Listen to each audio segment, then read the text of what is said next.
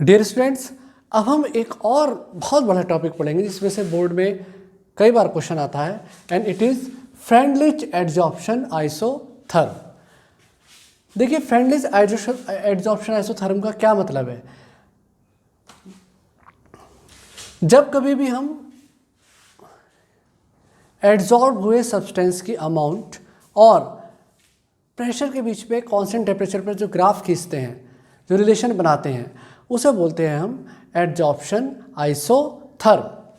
Dear student, सबसे पहले तो हमें यहाँ पर ये बात समझनी है कि हम जो मुख्य रूप से पढ़ रहे हैं वो एडजॉर्प्शन पढ़ रहे हैं जिसमें जो एडजॉर्बेट है वो तो है गैस और एडजॉर्बेंट जो है वो है सॉलिड। यहाँ पर भी हम एक गैस को एडजॉर्प्शन को सॉलिड एडजॉर्बेंट के ऊपर स्टडी कर रहे हैं। अब देखिए, यहाँ पर एक तो ये बात ध्यान देने की है, दूसरी ये बात हमें समझनी है कि जब कभी भी कोई गैसेस जो होती हैं वो सॉलिड एडजॉर्बेंट पर एडजॉर्ब होती हैं तो जैसे जैसे हम प्रेशर बढ़ाते हैं उनका एडजॉर्प्शन बढ़ता है और एक निश्चित प्रेशर के बाद जो एडजॉर्प्शन होता है वो प्रेशर से बिल्कुल इंडिपेंडेंट हो जाता है। एक बात तो यहाँ पर ये ध्यान देने की है। दूसरी बात ये कि जब कभी भी हम किसी गैस एडजॉर्बेट का एडजॉर्प्शन पढ़ रहे होते हैं सॉलिड एडजॉर्बेंट के ऊपर, तो शुरू में क्या होता है कि जैसे कोई कंटेनर है, इस कंटेनर में ये सॉलिड एडजॉर्बेंट रखा है, तो शुरू में क्या होगा, ये जो गैसेस होंगी इस सॉलिड एडजॉर्बेंट पर आकर एडजॉर्ब होंगी और कंटेनर में गैस के प्रेशर में क्या आएगी, कमी। उसके बाद क्या हो जाएगा, डीएब्जॉर्प्शन शुरू हो जाएगा और प्रेशर में दोबारा से इंक्रीज आना शुरू हो जाएगा और कुछ समय बाद हम ऑब्जर्व करेंगे कि एब्जॉर्प्शन और एडजॉर्प्शन के बीच में एक इक्विलिब्रियम जो है वो इस्टेब्लिश्ड हो चुका है। तो इक्विलिब्रियम आने के बाद जो ये प्रेशर बनेगा गैस का उसे बोलेंगे हम इक्विलिब्रियम प्रेशर। तो यहाँ पर हम जो प्रेशर ले रहे हैं वो इक्विलिब्रियम प्रेशर ही ले रहे हैं, यानी कि हम जो अभी स्टडी करेंगे वो एडजॉर्ब गैस के अमाउंट और इक्विलिब्रियम प्रेशर के बीच में रिलेशन के जो स्टैब्लिश होता है उसी के बारे में स्टडी करेंगे। और देखिए, यहाँ पर एक बात और मैं आपको अभी बताऊंगा कि ये जो एडजॉर्प्शन होता है या एडजॉर्ब अमाउंट जो है गैस का, उसको हमने कैसे रिप्रेजेंट किया है, अमाउंट ऑफ गैस ऑब्जॉर्ब पर ग्राम ऑफ द एडजॉर्बेंट। यानी कि जो एब्जॉर्ब गैस का अमाउंट है उसको हमने कैसे रिप्रेजेंट किया है, अमाउंट ऑफ गैस एब्जॉर्ब्ड पर ग्राम ऑफ सॉलिड एडजॉर्बेंट। यानी कि 1 ग्राम सॉलिड एडजॉर्बेंट ने कितनी गैस को एड्जॉर्ब किया, ये वही उसका एब्जॉर्ब अमाउंट जो है हम यहाँ पर कंसीडर करेंगे और उसका रिलेशन देखेंगे हम इक्विलिब्रियम प्रेशर के साथ। तो देखिए, सबसे पहले हम देखते हैं कि एट लो प्रेशर जो एड्जॉर्ब गैस का अमाउंट होता है वो प्रेशर के डायरेक्टली प्रोपोर्शनल होता है, यानी कि जैसे जैसे प्रेशर बढ़ाएंगे एड्जॉर्ब अमाउंट भी जो है वो बढ़ेगा गैस का। तो यहाँ पर देखिए x/m जो है वो प्रेशर के डायरेक्टली प्रोपोर्शनल है, यानी कि हम ये कह सकते हैं कि प्रेशर की पावर 1 के डायरेक्टली प्रोपोर्शनल है। अब देखिए, यहाँ से प्रोपोर्शनलिटी का निशान हटाकर यहाँ पर एक कांस्टेंट लगा दिया, यहाँ पर आ गया p की पावर 1। तो x/m is equal to constant into p की पावर 1। अब हाई प्रेशर पर क्या होता है कि ये जो एड्जॉर्प्शन है, यानी कि गैस का जो एड्जॉर्ब अमाउंट है, ये इक्विलिब्रियम प्रेशर से बिल्कुल इंडिपेंडेंट हो जाता है। तो हम कहेंगे x/m is directly proportional to the p0, p की पावर 0। तो देखिए, प्रोपोर्शनलिटी का निशान हटाया, यहाँ पर क्या आ गया, कांस्टेंट k, तो ये हो गया p की पावर 0। अब ये तो होगी कंडीशन लो प्रेशर की, ये कंडीशन हो गई एकदम हाई प्रेशर की। इनके बीच में जो ये एड्जॉर्प्शन होगा, यानी कि एड्जॉर्बेट का एड्जॉर्ब अमाउंट होगा वो डायरेक्टली प्रोपोर्शनल होगा p की पावर 1/n के, यानी कि जो p की पावर है वो 0 से लेके 1 के बीच में कहीं रहेगी। तो देखिए, प्रोपोर्शनलिटी का निशान हटाया तो यहाँ पर क्या आ गया, ये कांस्टेंट k और यहाँ पर आ गया p की पावर 1/n। पी की पावर आ गई यहाँ पर ये 1/n। n क्या है यहाँ पर इंटीजर, और 1/n की वैल्यू जो है वो 0 से 1 के बीच में कुछ भी रह सकती है। मोस्ट प्रोबेबली अधिकतर केसेस में ये जो वैल्यू है वो 0.1 से लेके 0.5 के बीच में ही रहती है। देखिए शुरू में जो एडजॉर्प्शन था, यानी कि एडजॉर्बेट का एडजॉर्ब अमाउंट जो था वो डायरेक्टली प्रोपोर्शनल था, पी के स्ट्रेट लाइन आ रही थी। फिर एक कंडीशन पे आकर ये इंडिपेंडेंट हो गया और बीच में ये कहीं पी की पावर n के डायरेक्टली प्रोपोर्शनल है। तो देखिए इसमें ये जो ग्राफ खींचा गया है ये कांस्टेंट टेम्परेचर पर खींचा गया है और ये रिलेशन है गैस के एडजॉर्ब हुए अमाउंट और इक्विलिब्रियम प्रेशर के बीच। तो ये जो हमारा रिलेशन बना है ये x/m = k पी की पावर 1/n, इसी को हम फ्रेंडलिच एडजॉर्प्शन आइसोथर्म कहते हैं, क्योंकि इस आइसोथर्म को फ्रेंडलिच ने डेवलप किया था, उन्हीं के नाम पर इसको हमने फ्रेंडलिच एडजॉर्प्शन आइसोथर्म कह दिया। आइसोथर्म इसलिए बोला है क्योंकि ये ग्राफ या ये रिलेशन जो हमने डेवलप किया है वो डेवलप किया है एट कांस्टेंट टेम्परेचर पर। डियर स्टूडेंट्स, अब आप इस कंटेंट का स्क्रीनशॉट ले लीजिए, उसके बाद हम इसकी वैलिडिटी को चेक करेंगे। फ्रेंडलिच आइसोथर्म की वैलिडिटी को हम चेक करेंगे। एक बार आप जल्दी से इसका स्क्रीनशॉट ले लीजिए, फिर वैलिडिटी और लिमिटेशन के बारे में हम बात करते हैं। डियर स्टूडेंट्स, अब मैं आपको बताऊंगा फ्रेंडलिच एडजॉर्प्शन आइसोथर्म्स को की जो ये एक्सप्रेशन है इसकी वैलिडिटी कैसे चेक करते हैं। तो देखिए ये फ्रेंडलिच एडजॉर्प्शन आइसोथर्म का एक्सप्रेशन है। तो इसकी वैलिडिटी को चेक करने के लिए हमने क्या करा कि इसका लॉगरिथम ले लिया। तो देखिए दोनों तरफ जब हमने इसका लॉग लिया तो ये एक्सप्रेशन कन्वर्ट हो गया log x/m = log k plus 1/n log p। देखिए log को किस तरह से यूज़ करते हैं ये आपको प्रीवियस क्लासेस में बता दिया गया होगा। अब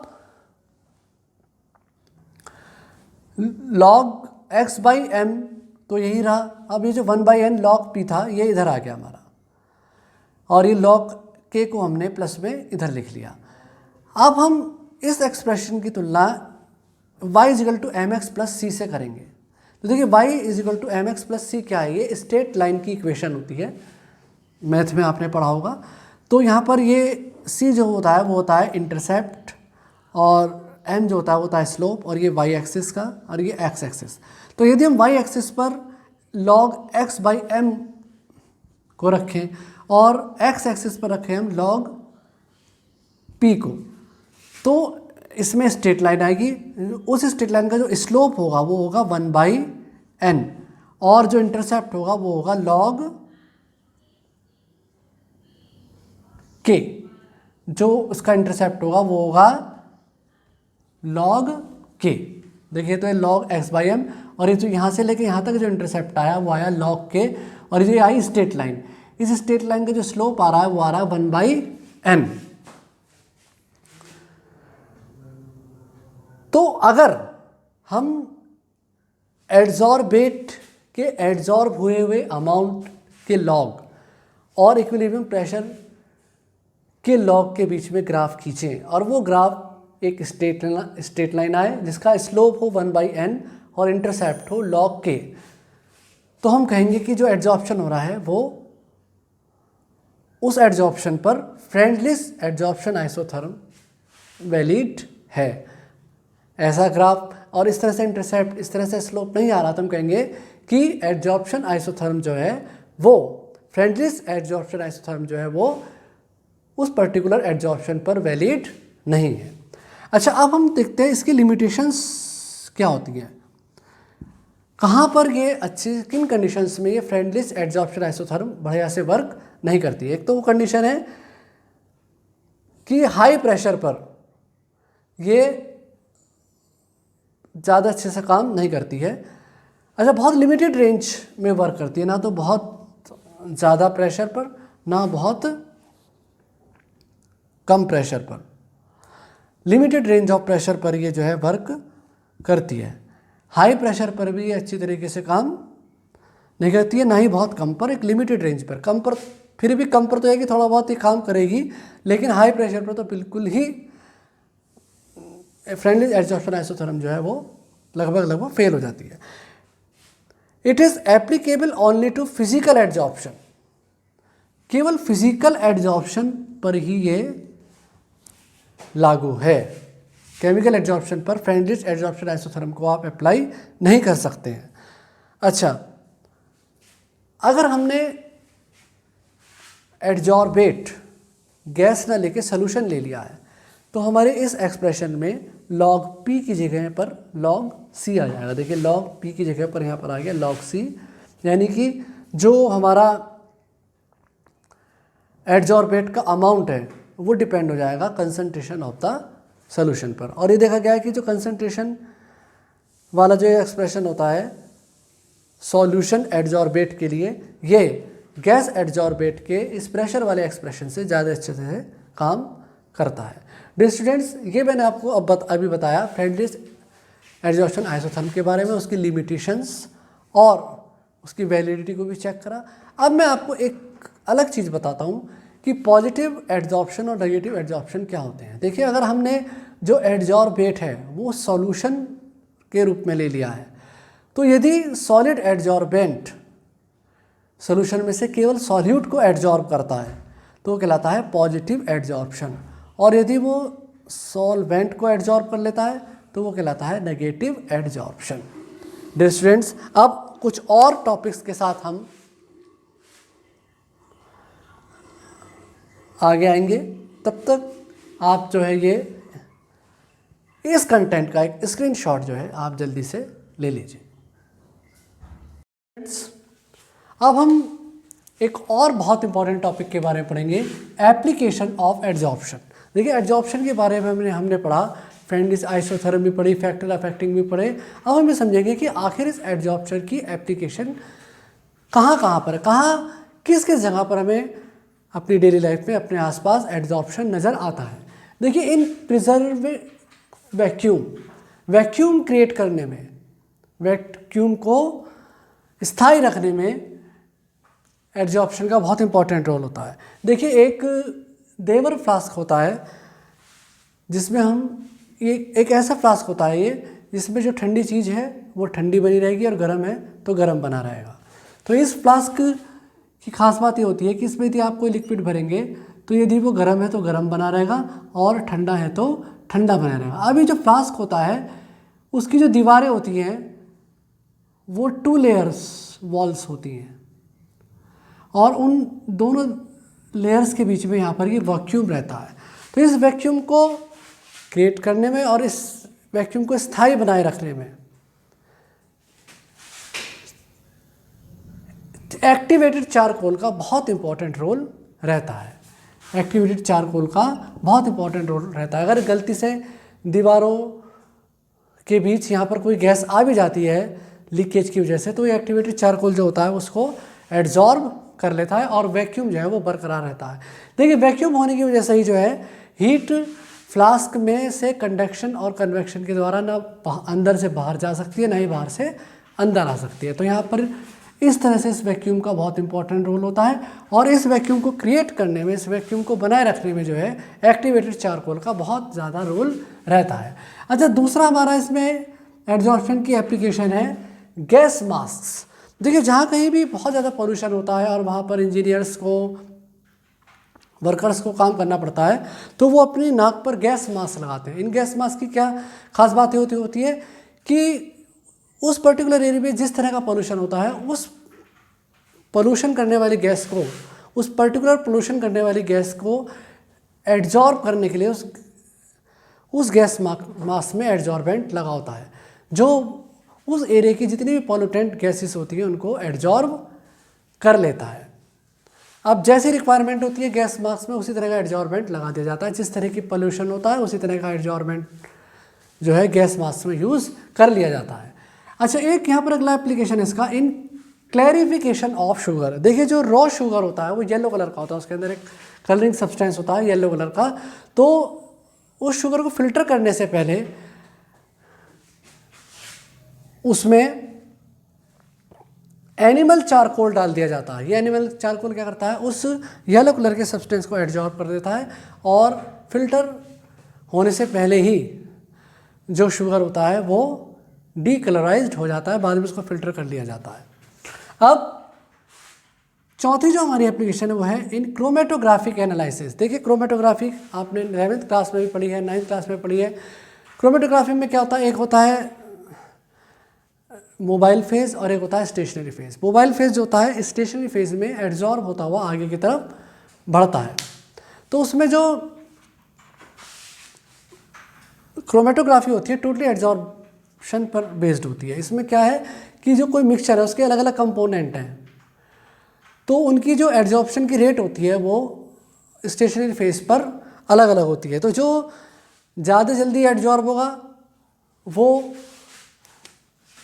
कॉलमन क्रोमेटोग्राफी की यदि हम बात करें तो वो एड्जॉर्बेंट जो जल्दी एड्जॉर्ब होगा वो कॉलमन क्रोमेटोग्राफी में ऊपर जाएगा और बाद वाले फिर वो नीचे आते चले जाएंगे और उसका एलिक्शन करने पर हमें जो सबसे नीचे कंपोनेंट है वो पहले हमें मिल जाएगा। तो इस तरह से हम देख सकते हैं कि क्रोमेटोग्राफी में भी एड्जॉर्प्शन का बहुत इंपॉर्टेंट रोल होता है। अच्छा, हेट्रोजीनियस कैटालिसिस। हेट्रोजीनियस कैटालिसिस की यदि हम बात करें तो हेट्रोजीनियस कैटलिस्ट में अधिकतर जो कैटलिस्ट होता है वो सॉलिड स्टेट में होता है और जो रिएक्टेंट होती है वो गैसियस स्टेट में होते हैं। तो गैसेस तो में तो रैंडमली मोशन होता रहता है डिफरेंट डायरेक्शन में। तो यदि रिएक्टेंट गैसियस स्टेट में है तो उनको आपस में रिएक्ट करने के लिए टकराना पड़ेगा और टकराने के बाद इनमें जो है बॉन्डिंग वगैरह होगी। तो हेट्रोजीनियस कैटलिस्ट क्या करता है, उन गैसियस रिएक्टेंट को अपने ऊपर एब्जॉर्ब कर लेता है, जिससे वो सारे रिएक्टेंट उस सॉलिड कैटलिस्ट पर एब्जॉर्ब होकर उसकी सरफेस पर आकर इकट्ठा हो जाते हैं, जिससे उनको रिएक्ट करने में आसानी हो जाती है, वो पास आ जाते हैं और रिएक्शन जो है वो जल्दी हो जाती है। अच्छा, अब है एड्जॉर्प्शन इंडिकेटर। ये भी बहुत इंपॉर्टेंट रोल है। देखिए कुछ प्रेसिपिटेशन टाइट्रेशन जो होते हैं उसमें एंड पॉइंट पे प्रेसिपिटेट बनता है और उस प्रेसिपिटेट को फाइंड आउट करने के लिए उसमें एक डाई डाली जाती है। वो डाई क्या करती है, उस प्रेसिपिटेट के ऊपर आकर एड्जॉर्ब हो जाती है और उस प्रेसिपिटेट को एक पर्टिकुलर कलर प्रोवाइड करा देती है और उस कलर को देखकर हम अंदाज़ा लगा लेते हैं कि प्रेसिपिटेट टाइट्रेशन का एंड पॉइंट आ चुका है। जैसे कि अब जैसे मैग्नीशियम हाइड्रोक्साइड है, ये इसके लिए एक डाई यूज़ करी जाती है मैग्नेसन रेजेंट, जो ब्लू कलर की डाई होती है। इसी तरह से AgBr के प्रेसिपिटेट को डिटेक्ट करने के लिए ईओसिन डाई आती है। यदि आप KBr और AgNO3 के बीच में रिएक्शन टाइट्रेशन कराएंगे तो उसका एंड पॉइंट होगा फॉर्मेशन ऑफ AgBr और इस AgBr को देखने के लिए प्रेसिपिटेट को देखने AgBr के प्रेसिपिटेट को देखने के लिए वहाँ पर ईओसिन डाई डाल दी जाती है। ईओसिन डाई होती है ये AgBr पर एड्जॉर्ब हो जाएगी और उसको कलर प्रोवाइड करा देगी। डियर स्टूडेंट्स, अभी आप इस लिखे हुए कंटेंट का एक स्क्रीनशॉट ले लीजिए। आगे के कुछ और एप्लीकेशन में आपको अभी और पढ़ाता हूँ। फ्रेंड्स, अब हम यहाँ पर कुछ और एप्लीकेशंस भी स्टडी करेंगे। देखिए एड्जॉर्प्शन का एक बहुत इंपॉर्टेंट रोल होता है हार्ड वाटर को सॉफ्ट करने में। देखिए हमने 11th क्लास में पढ़ा था कि हार्ड वाटर को सॉफ्ट करने के लिए एक्सचेंजर्स का इस्तेमाल किया जाता है, आयन एक्सचेंजर्स का। ये आयन एक्सचेंजर्स भी जो होते हैं वो एड्जॉर्प्शन के प्रिंसिपल पर ही वर्क करते हैं। अब देखिए एयर में से मॉइस्चर को रिमूव करने में भी एड्जॉर्प्शन का बहुत इंपॉर्टेंट रोल है। जैसे यहाँ पे सिलिका जेल होता है, सिलिका जेल जो है एज ए डीह्यूमिडाइजर काम आता है। ये क्या करता है कि एटमॉस्फेयर में से मॉइस्चर को एड्जॉर्ब कर लेता है। तो इसलिए हम जैसे कपड़ों के पैकेट्स हैं, जो पैकिंग्स वगैरह होती हैं उनमें सिलिका जेल रख देते हैं, या कोई इंस्ट्रूमेंट हैं, डेलिकेट इंस्ट्रूमेंट्स हैं जो मॉइस्चर से ख़राब हो सकते हैं, वहाँ पर भी हम सिलिका जेल रख लेते हैं। तो जितना भी मॉइस्चर होता है उसको सिलिका जेल जो है वो एड्जॉर्ब कर लेता है। अच्छा, जो इनर्ट गैसेस का मिक्सचर होता है उसको सेपरेट करने के लिए भी एड्जॉर्प्शन के प्रिंसिपल का ही सहारा लिया जाता है। तो इसमें काम आता है कोकोनट चारकोल। कोकोनट चारकोल क्या करता है कि ये अलग अलग इनर्ट गैस को अलग अलग टेम्परेचर पर एड्जॉर्ब करता है। इसलिए जो इनर्ट गैसेस का मिक्सचर होता है उसमें से जो इंडिविजुअल गैसेस जो हैं वो सेपरेट हो जाती हैं। डाइंग, कपड़े रंगने में भी एडजॉर्प्शन का बहुत बड़ा रोल है। इसके लिए देखिए क्या करा जाता है, कपड़ों को डाई करने से पहले उसको एक मॉडरेंट में डाला जाता है, जैसे एलम है एक मॉडरेंट, उसमें डाल दिया जाता है। तो ये मॉडरेंट क्या करता है, पहले कपड़े के ऊपर खुद एडजॉर्ब हो जाता है और फिर अपने ऊपर डाई को एडजॉर्ब कर लेता है। तो हम ये कह सकते हैं कि जो मॉडरेंट होता है ये डाई को कपड़े के साथ बांधे रखने में डाई की मदद करता है। अच्छा, ऑस्ट्रेलिया जैसे शहरों में जहाँ पर गर्मी के दिनों में बहुत ज़्यादा दिक्कत हो जाती है पानी की, वहाँ पर क्या करा जाता है कि जो लेक्स होती हैं या वाटर के रिजर्वायर होते हैं उनके ऊपर स्टेरिक एसिड छिड़क दिया जाता है, स्टेरिक एसिड की लेयर जमा कर दी जाती है। तो क्या होता है कि वाटर का जो इवेपोरेशन है वो नहीं हो पाता और पानी जो है वो सही से भी रिजर्व रह पाता है। अच्छा, डिजीज़ को क्योर करने में भी इसका बहुत इंपॉर्टेंट रोल है। देखिए ड्रग्स क्या करती हैं, ये ड्रग्स जर्म्स को एड्जॉर्ब कर लेती हैं और बाद में फिर उनको किल कर देती हैं। अभी कुछ और भी हम यूजेस पढ़ने वाले हैं, जल्दी से एक स्क्रीनशॉट आप यहाँ का ले लीजिए। स्टूडेंट्स अब थोड़ी सी एप्लीकेशन हम और पढ़ेंगे यहाँ पर। अब देखिए इन पेंट इंडस्ट्री में भी जो है एड्जॉर्प्शन का एक बहुत इंपॉर्टेंट रोल होता है। देखिए जो भी पेंट होती है उसमें डिजॉल्व गैसेज नहीं होनी चाहिए। अगर पेंट में गैसेज डिजॉल्व रहेंगी तो वो दीवारों पर या जहाँ पर भी हम पेंट करना चाह रहे हैं वहाँ पर वो अच्छे से नहीं चढ़ेगा। दूसरा ये बात कि जिस दीवार पर या जिस सरफेस पर हम पेंट को कर रहे हैं वहाँ पर पहले से कोई लिक्विड, सॉलिड या गैस एड्जॉर्ब नहीं होनी चाहिए। तो उसको रिमूव करने के लिए भी हम एड्जॉर्प्शन का ही सहारा लेते हैं। देखिए जो पेंट में गैसेस घुली रहती हैं उनको भी हम एड्जॉर्बेंट की सहायता से रिमूव करते हैं, एक एप्रोप्रिएट एड्जॉर्बेंट लेते हैं और एड्जॉर्प्शन का सहारा लेते हुए उनको रिमूव कर देते हैं। और जिस दीवार पर हमें पेंट को अप्लाई करना है, यदि वहाँ पर कोई सॉलिड, लिक्विड या गैसेस की फिल्म चढ़ी हुई तो उस फिल्म को रिमूव करने के लिए भी हम एक एप्रोप्रिएट एड्जॉर्बेंट का सहारा लेते हैं और एड्जॉर्प्शन का फिनोमेना यूज़ करते हुए उस फिल्म को रिमूव करते हैं। और इस तरह से जिन सब्सटेंसेस का इस्तेमाल किया जाता है उन्हें बोलते हैं वेटिंग एजेंट या वेटिंग रिजेंट। अब जैसे जब कभी भी हम वार्निश करते हैं तो उससे पहले जो है स्प्रिट का यूज़ किया जाता है पहले से चढ़ी हुई फिल्म्स को रिमूव करने के लिए। अच्छा, एक इसका लास्ट अब हम एप्लीकेशन पढ़ेंगे, फोर्थ फ्लोटेशन प्रोसेस। देखिए मेटलर्जी में हमने 10th क्लास में भी पढ़ा है froth flotation process. Mainly sulphide ore की कंसंट्रेशन के लिए फोर्थ फ्लोटेशन प्रोसेस को यूज़ किया जाता है। कंसंट्रेशन का मतलब है ओर को कंसंट्रेशन करने का मतलब होता है उसमें से इम्प्योरिटीज़ को रिमूव करना। तो देखिए क्या होता है कि पाइन और वाटर के मिक्सचर में हम सल्फाइड ओर डाल देते हैं तो उसमें झाग बन जाते हैं। तो जो सल्फाइड ओर होता है उन झाग के ऊपर एड्जॉर्ब होकर सरफेस पर आ जाता है जिसको कि हम ऊपर से हटा लेते हैं और जितनी भी इम्प्योरिटीज़ होती हैं वो नीचे सेटल डाउन हो जाती हैं गैंग्यू की फॉर्म में। तो यहाँ पर भी देखिए आपने देखा कि एड्जॉर्प्शन ने ही अपना रोल प्ले किया है। डियर स्टूडेंट्स, ये अभी हमने पढ़े सम इम्पॉर्टेंट रोल्स ऑफ या एप्लीकेशन ऑफ एड्जॉर्प्शन। अब अगले वीडियो में हम कुछ और टॉपिक के साथ आएंगे। Have a nice day.